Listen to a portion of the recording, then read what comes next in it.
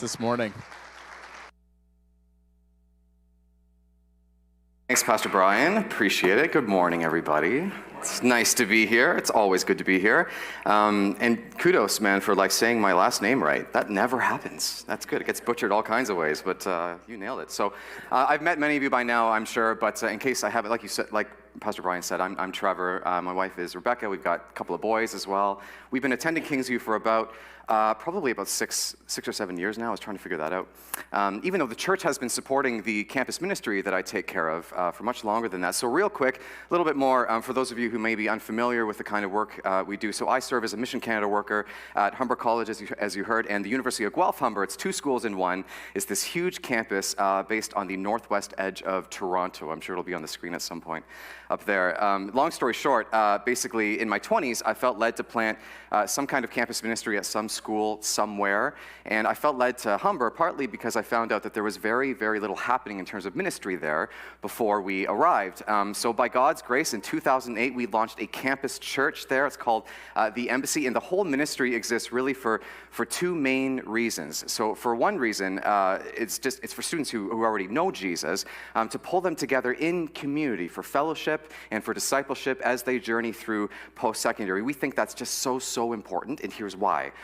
Some of you might already be aware, or maybe you remember me talking about this in the past as well, some of the studies and statistics that have come out over the last while about just how many of our own Christian young adults tend to struggle, and even many of them end up walking away from faith during their years during post-secondary at college, university. And there's a few good reasons for that. Many of them have to do with, though, like a lack of support and discipleship when they get there. Because for many of our Christian students, this is kind of how the story goes. So they arrive on campus and they find themselves, often for the first time, away from the support of their parents, their families, their youth pastor, right, their Christian friends, and they're forced to sort of navigate this very new and very secular context kind of alone. But going it alone is not good, especially during, I think, this formative few years of their lives that are just so important. On top of that, as I'm sure you know, our Canadian colleges and universities tend to be very secular environments that can feel kind of intimidating to the faith of, a student that goes in with Christian values, right? So that's why another thing we're pretty big on at the Embassy is we're all about equipping students to be able to articulate not just what they believe, but why they believe it. And so they're able to defend their faith in Jesus, even as they walk around the campus and kind of navigate through this tricky context, and then sending them back out to reach their roommates and their friends and families and future workplaces for the gospel. But that's only really half the mission, too. So the other reason that we exist, of course, is for the unreached. It's the many non-believing students and staff on that campus. So we're all about, and this is very much my heartbeat this morning. You'll hear more in a second, but we're all about creating open spaces on campus where anyone can feel safe to explore the Christian faith and ask their questions and vent their doubts as they journey toward truth. More about how we do that exactly in just a second. But one of the things we love most about campus ministry too is the potential for not just local, but actually global impact. And here's what I mean by that. Did you know that at the turn of last year, there were 800,000 international students holding active study permits in Canada? This is a huge increase even over just the last year as our country continues to open the door wider and wider for students from other countries that want to come to Canada to study. Meaning schools like Humber are packed with not just the future leaders of our own country, but countries even abroad. And you walk around a campus like Humber, you can't help but feel that. It's like the nations have come to us. Like, it's really something. So campus ministry is about wherever they come from, reaching and discipling these young people and then sending them back out to reach the world wherever they're going next. And so by God's grace, and with your help, church, that's what you're helping us do. And we couldn't be more thankful for your support and your prayers as we continue the work here. So that's a little bit about the ministry, enough about that. Switching gears to what I wanted to share with you this morning, just for the time I have left. Now, I mentioned that we're all about creating spaces on campus where anyone from any worldview can come and feel welcome to explore the Christian faith. So including those starting at ground zero in their knowledge of Christianity or the Bible. No prior history with the church.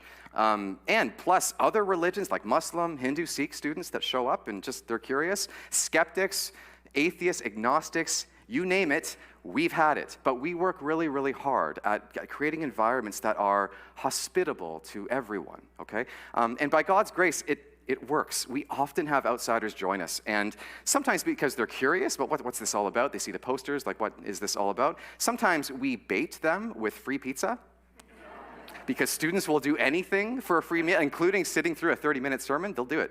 But because of that, the challenge for me, of course, is that there's no way of really knowing who's in the audience on any given night, which means that we have to be very careful to try to communicate the message in a way that can be understood by everyone wherever they're at.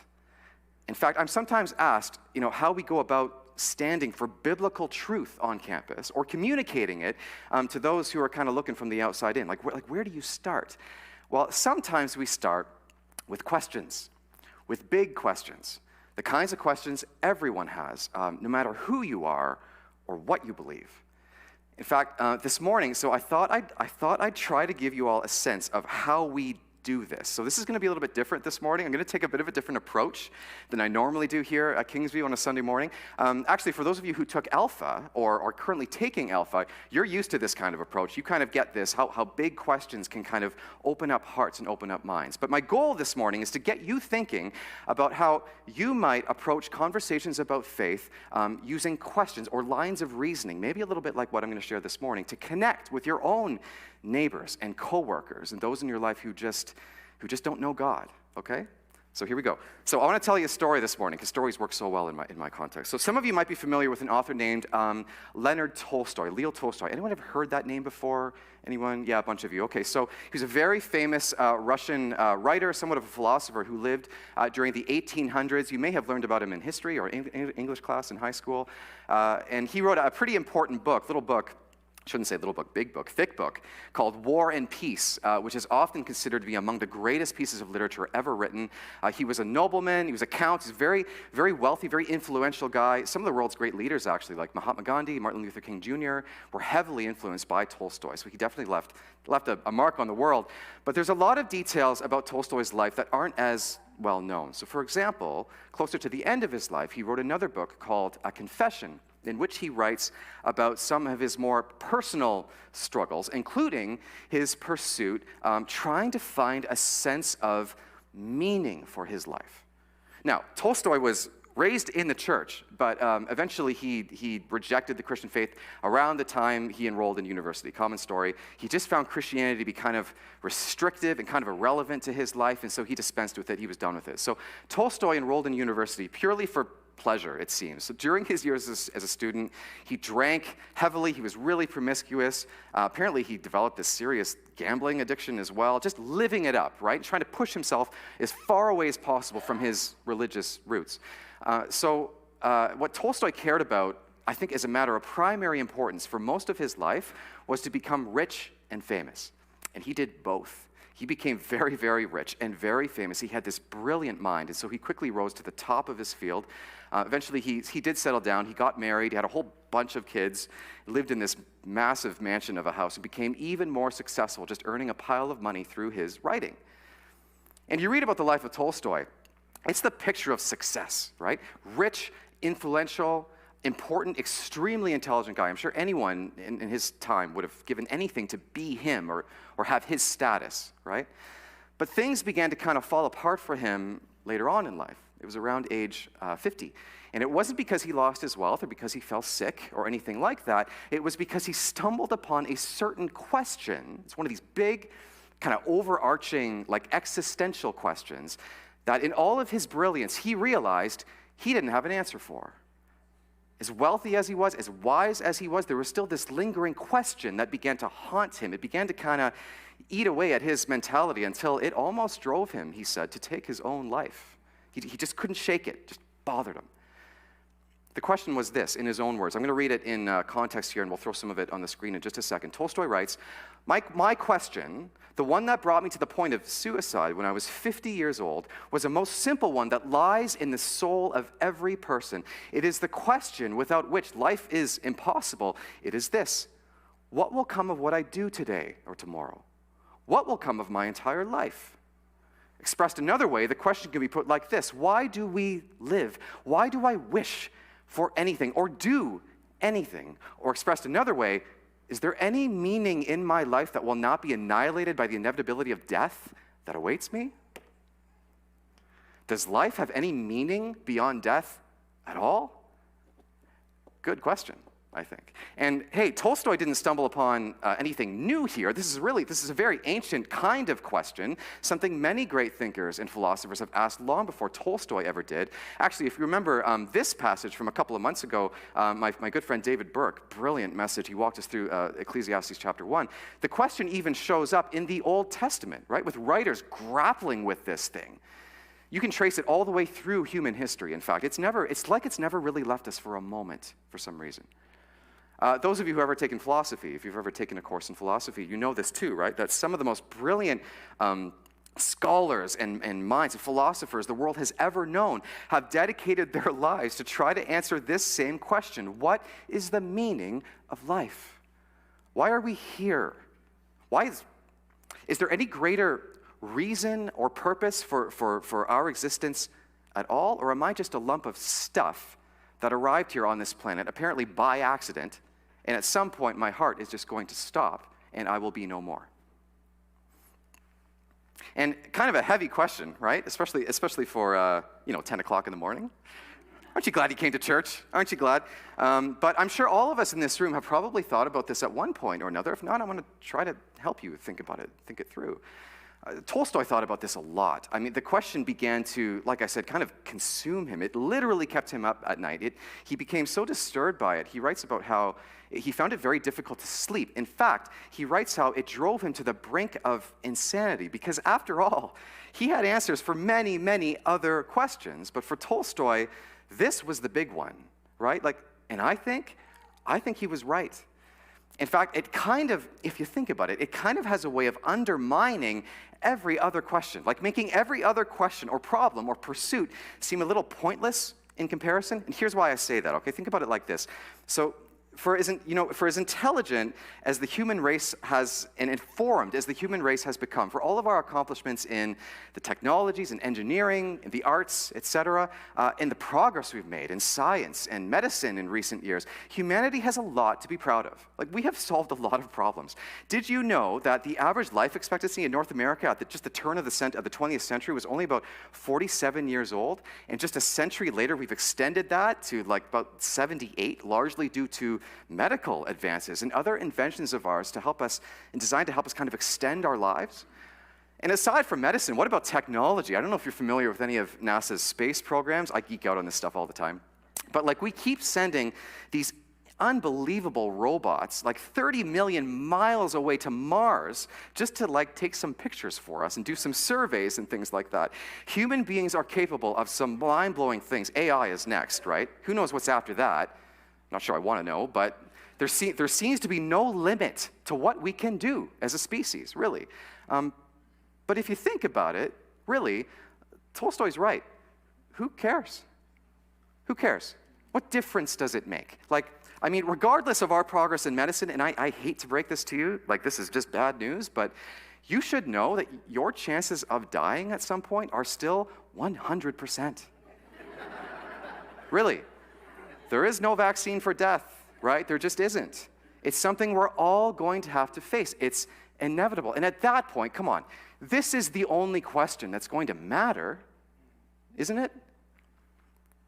And in the same vein, as much as I love NASA, I have to ask myself, what's the point of trying to figure out the nature of life on Mars when most of us haven't figured out the nature of life on Earth, right? Why are you here? Anyway, why is anything here, for that matter? That's a question that's bothered me my whole life, especially when I was younger. So how do you answer this personally? Is there any meaning in your life that will not be destroyed by the inevitable? Man, that's the question, I think. In fact, Tolstoy began to feel as if nothing else really mattered until he figured this out. And I think he was right to prioritize it like that. And here's why, okay? I have a hunch. There's a bunch of people in this room, and I have no idea where you're all at today or if you've ever really stopped to consider this question. But I'm willing to bet if you were to dig down deep enough that you will find this same question or a version or variation of it looming at the base of who you are. I agree with Tolstoy that it lies in the soul of every person. So I think this might haunt want you to, if you're not afraid to let it, because I'm convinced some people are too afraid. But if you can scrape up the courage to kind of stare this in the face, man, I think you should. Because for all you know, it might just lead you, like it eventually led Tolstoy, to a life-changing answer. Now, I mentioned fear as one reason why I think people sometimes ignore or just kind of fail to reflect on the big questions of life, but fear isn't the only factor. Like, I'm not sure if you're familiar with Hutchison's law, but it states this: any occurrence requiring undivided attention will be accompanied by a compelling distraction. I'm going to say that again. Some of you were distracted. Okay, so here we go. Any occurrence requiring undivided attention will be accompanied by a compelling distraction. Absolutely.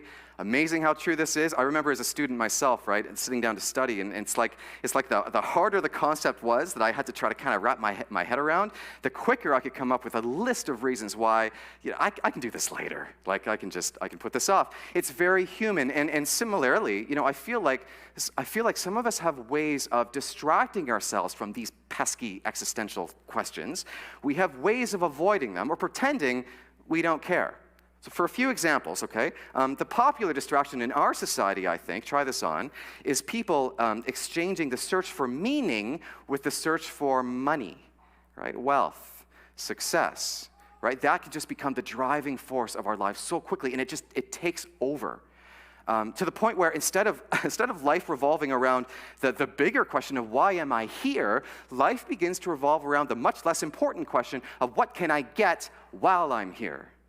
Pretty short-sighted, I think, but it's a common trap that people fall into, especially in the wealthy West, I think. But Tolstoy began to kind of see through this trap that he had also bought into himself for a lot of his life. He began to look around and realize that all of his money and all of his beautiful mansions would rot someday. Nothing was going to last forever, not even him, right? So all of his wealth really just didn't help him sleep any better. It did nothing to help satisfy his craving for real, lasting purpose. Or for another distraction. So for some, I think the distraction of choice has less to do with fortune and more to do with goals and dreams and careers, achievements, relationships maybe, whatever, that keep us working hard enough or running fast enough that there's just no time. There's no time to stop and reflect. But Timothy Keller, who is a top favorite author of mine, he just passed away this week. Talk about a life well lived. He said this once. He said, as long as you think there's a pretty good chance that you will achieve your dreams, as long as you think that you have a shot at success, you'll experience your inner emptiness as drive and your anxiety as hope. Most of us tell ourselves that the reason why we remain unfulfilled is because we simply haven't been able to achieve our goals yet. Yeah, and so maybe the reason why I feel inwardly kind of empty sometimes is just because, I haven't achieved what I'm chasing yet. But hold up, because the problem with that, I think, is that there have been far too many voices, warnings from people at the top who have achieved all their dreams and will warn you, just like Tolstoy, it's not the answer. For a few more examples, too, Boris Becker said it best, maybe, this incredible all-star tennis player, athlete. I had won Wimbledon twice. Once as the youngest player. I was rich. I had all the material possessions I needed. It is the old song of movie stars and pop stars who commit suicide. They have everything, and yet they are so unhappy. But I had no inner peace. There's this famous Sophia Loren interview as well, famous actor, talented, beautiful, in which she said, she had everything, awards, marriage, etc., but that, in her own words, in my life there is an emptiness that is impossible to fulfill. Jack Higgins, another famous novelist as well, highly successful, top of the top. Do you know how he said he'd warn his younger self if he could rewind the clock on his life? He says, look, when you get to the top, he said, there's nothing there. Now, maybe you're not chasing fame or fortune, neither am I, okay? But still, I've noticed this same principle even at work in my own life. It works a little bit like this, okay? And maybe you can relate. It's like the busier or more stressed out I am, it's like the faster I'm running, the more I tend to fixate only on what's directly in front of me. And the deeper, more meaningful, more important questions of like who I really am and why I'm really here, they don't bother me as much.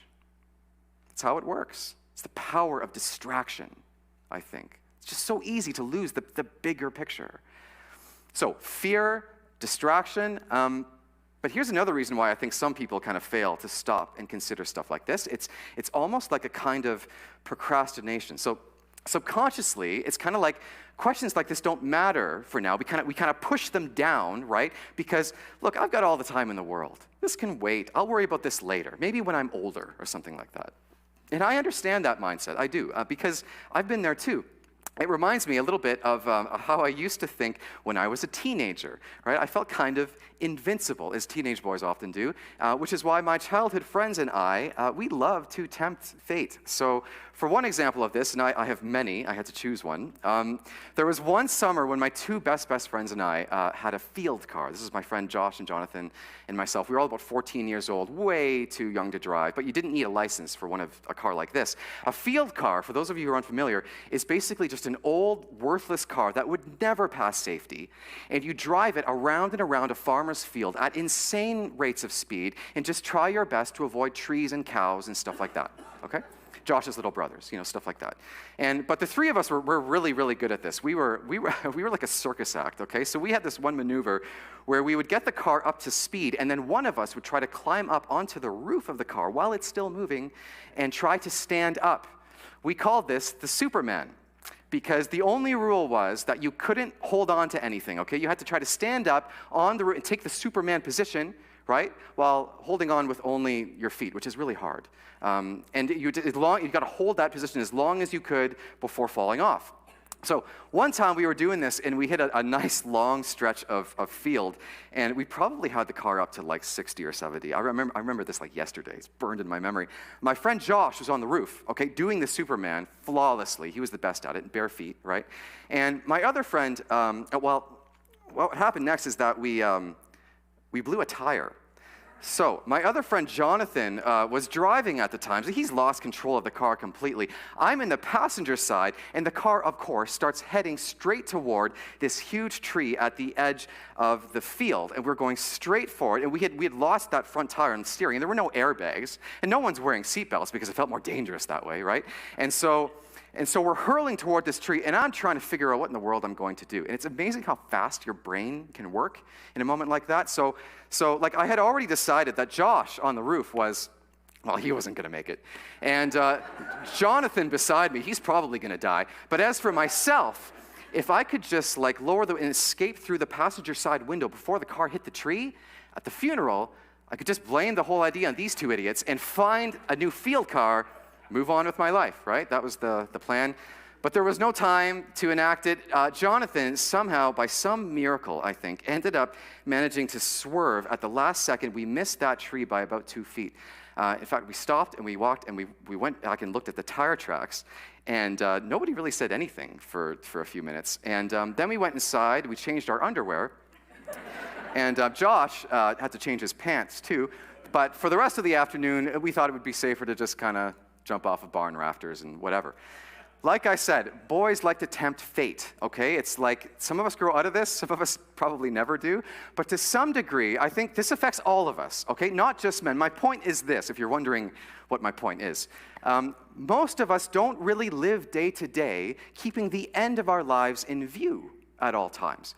We may prefer not to think about it, but perhaps we should more. Actually, Ecclesiastes again, wise people do.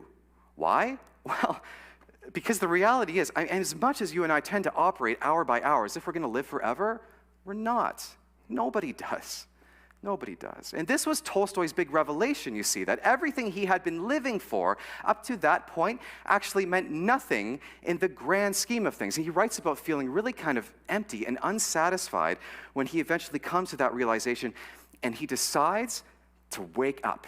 He decided he was done with distractions. It was finally time to focus. And so he set out in search for answers. He searched in every field of science and philosophy, but actually he found no compelling answers. Years and years of research and study, but nothing satisfied his search. And it began to take a real toll on him and the emptiness that he felt. Actually, part of the reason why Tolstoy was so disturbed by this question, so driven by it, I think, was because of some of the so-called answers that some of his contemporaries were propagating, right? So Friedrich Nietzsche eventually comes on the scene. Some of you recognize that name. And as a brilliant thinker, as he was, some of his work revolved around proving just how meaningless life really is. Nietzsche insisted that life has no ultimate purpose and no meaning to be found. There is no point, no hope, no future for those who die, and the rest of us this morning should just get over it, all right? And you know what? I've read Nietzsche, some of his work anyway. I find him to be very kind of angry writer, tormented genius type. He certainly had his own issues. But look, I agree with him to a point. Again, much of what some of us typically spend our lives chasing in the long run really is meaningless. This is what bothered Tolstoy so much too. It's this fact, and I find this haunting myself, I do. 5 seconds after my heart stops beating, what I own, my accomplishments, my education, what I've banked will probably be kind of worthless to me. I bet you and I both, we're not going to care about that stuff at all. In fact, the only question that's probably going to matter in that moment is the big one. Is this it? Is there some reality after this? Is there someone that's out here? Do you know? Is there a God? And we're all going to get there, everybody. The most religious of us and the most non-religious of us. Okay, theists, atheists, agnostics, I don't care who you are this morning. We are all going to arrive at that moment someday. We are all going to find out. But spending, the very finite amount of time that you and I have on this earth, ignoring the question until our final moments, I'm not so sure. I don't think that's really the wisest idea. What if there is an answer, right? What if there is purpose and meaning and hope even? And what if you miss it? I'm here to tell you this morning, others are too, you don't have to. And from my experience, the deepest cravings inside your soul have a source, and they have an answer. But earthly things do not satisfy spiritual hungers. That's not how it works, and not what you and I think, are really looking for. On that note, and as I kind of wrap this up, so another idea or theme that you might come across in philosophy as it relates to kind of the human condition is something called the existential void, right? Or the existential vacuum. It's the idea that human beings are born with a certain kind of emptiness inside of ourselves, incompleteness, as it's been called or by others. This deep sense that something's missing. Maybe you felt it at times in your life. It's like a craving for something more, for something other, a sense that there's got to be more to life than this. And there's so much to be said about that, but one philosopher put it this way, Blaise Pascal, one of my favorite voices, writes about this emptiness. What else does this craving and this helplessness proclaim but that there was once in man a true happiness of which all that now remains is the empty print and trace? This he tries in vain to fill with everything around him, though this infinite abyss can be filled only with an infinite and unchangeable object. In other words, by God himself. The position of the Christian faith on this, is that these big haunting questions, like the search for meaning and purpose, and the sense that there's something missing, all point to the same truth.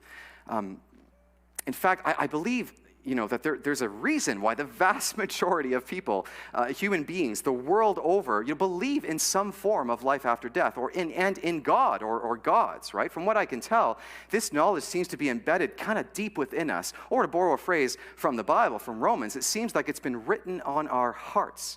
Our conscience is bearing witness to the reality of God and his ways. And you can agree with me on that or not, but like I said, someday we're all going to find out, and I'd rather spend my life searching instead of running from the questions that are deep inside me. As for Tolstoy, to kind of finish our story, so he became disillusioned with Nietzsche and others. He found their answers untenable. So do I. And so he began to search outside of secular humanist thought. He began to explore faith. Actually, Tolstoy became a Christian. His search for meaning led him straight to Jesus, and he finally found some answers that he found satisfying. I am no Tolstoy, obviously, but my journey was a little bit similar. I was raised to believe, but I had my doubts. And so at one point, I began to really try to investigate the claims of the Christian faith. And I began to think far more deeply, and actually far more critically than I had before about the worldview that the Bible kind of handed to me. And so that process was an important piece of what led me to believe that God exists. He can be known. He is spoken. And only he can satisfy the deepest longings of the human heart. So, in fact, here is the answer to the question that we started with, according to the Bible, which I've come to believe really is God's word to humanity. So this right here, I'm going to show you, is I think the answer to the question. I'm betting everything on this. There's actually no worldview that even makes sense to me anymore. He is the God, this is from Acts, he is the God who made the world and everything in it. And since he is Lord of heaven and earth, he doesn't live in man-made temples, and human hands can't serve his needs, for he has no needs. He's not contingent on anything. He exists whether or not you believe he does, okay? He himself gives life and breath to everything, and he satisfies every need, every need. And here it is. His purpose was for the nations to seek after God and perhaps feel their way toward him and find him, though he is not far from any one of us, including any of you this morning. For in him we live and move and exist. You and I are here on this earth, I believe, to search for God and find him, and then remain in relationship with him. This is a relationship that begins now and follows us into eternity with him forever. I believe that is why our hearts beat. I believe that is why there is breath in our lungs. God's purpose for creating humanity was that so we would seek after him and perhaps feel our way toward him and find him. That is God's purpose, which means that this same purpose will be the only purpose that ever completely satisfies our souls, because you were made for this. You were made for this. So was I. Now, I'll leave you with something else the Bible says. I want you to know that this God-given purpose inside your soul to search for him is not futile. It's not a waste of time. But God promises us, he promises us that we can find him, that he wants to be found by all of us. You will seek me and find me when you search for me with all of your heart. God said that to a bunch of people who had no hope apart from him, actually. After all, remember, he's not far from any one of us, remember, in Acts. So the God of the Bible, as it was mentioned this morning, so well said, the God of the Bible is not like an impersonal force or some uninterested third party totally removed from our lives. But he promises us that you can find him, that you can know him if, all right, if, and it's a big if, you're willing to search for him with all of your heart, which just means, for some of us, we may need to empty our hearts of other distractions, other God substitutes, in order to make room for this search. So will you take him up on this invitation or not? Will you pay attention to the questions that are deep inside you this week? Do you have the courage? If you're here this morning, and it feels like maybe you're kind of looking from the outside in this morning, I'm not sure if we have anyone like that here this morning, but if we do, maybe you're not convinced that any of this could really even be true. My challenge to you is that, and I am no stranger to skepticism myself, believe me, is to at least go at the question of God in a way that's intellectually honest, okay? With an open mind and also an open heart. Start with Jesus, actually, that's a good place to start. What if he really is who he said he was? Man, I think you owe it to yourself to at least investigate him and his claims, and especially his resurrection, which is what the whole Christian faith actually hinges on. That's why we sing about it so often, as we did this morning. You might find the evidence for the resurrection kind of compelling. And then open your heart, right? And ask him to help you see him. And Pastor Brian and the rest of us, we're here to help in that journey. And turning finally to those of us who've been following Jesus for most of our lives, let me leave you, if I could, with a challenge to kind of carry into your week, if I could. Actually, I'd invite you to bow your heads if you're comfortable with that, and maybe close your eyes. Just reflect on this, just before I pass it off to Pastor Brian to close in prayer. So when I read these passages like this and reflect on this, they have a way of making me take stock a bit in my own life. And whether or not, especially, I'm still seeking God with all of my heart. Here's a question to ask ourselves. Is the pursuit of God still what my heart beats for? Is he still my first love? Is that true? Or am I in danger of becoming perhaps a bit too wrapped up around other pursuits, staking my identity on other things, other lesser hopes? I feel like that's an important question because it can happen so quickly, right? It's almost unconsciously, almost automatic. But it's been said, right, that this is a God-shaped hole at the center of who we are. He is the only thing that can satisfy you and I completely. Every need, remember, every need. But it can be easy to forget that, and so other searches and other quests and other priorities and the busyness of life can kind of begin to crowd that out. So here's something to consider, okay? What do I need to do? And this is between you and God. Obviously, this is between God and myself. What do I need to do going forward in order to ensure that I'm a person who lives for what really matters, a person who lives out of their real purpose, like out of their real identity as a child of God, living for what has lasting meaning and value and significance, and not for what moth and rust always destroys? What might it begin to look like again? To seek God with all of my heart.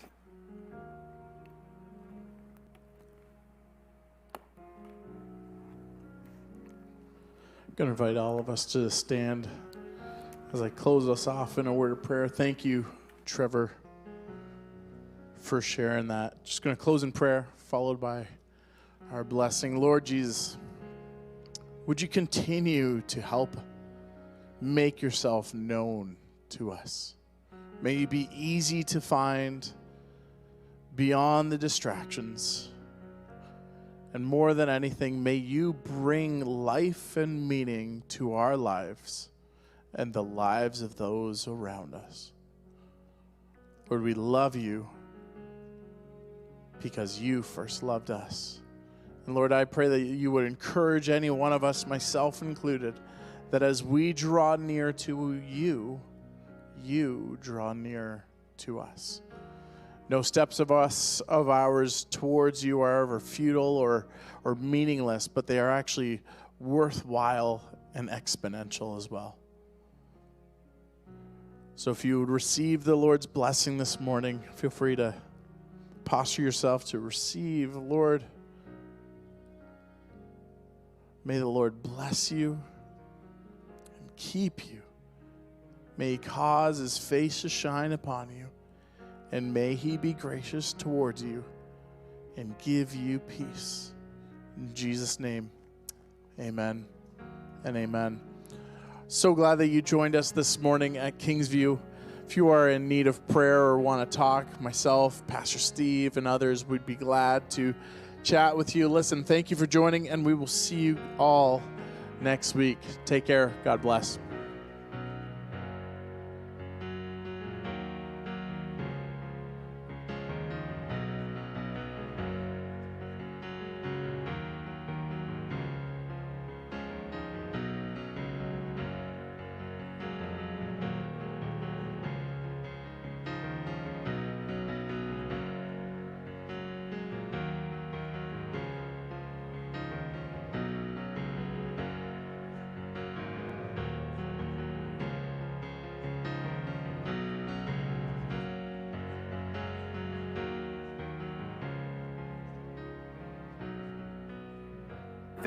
They cut through a lot of the skepticism and brought me back to faith.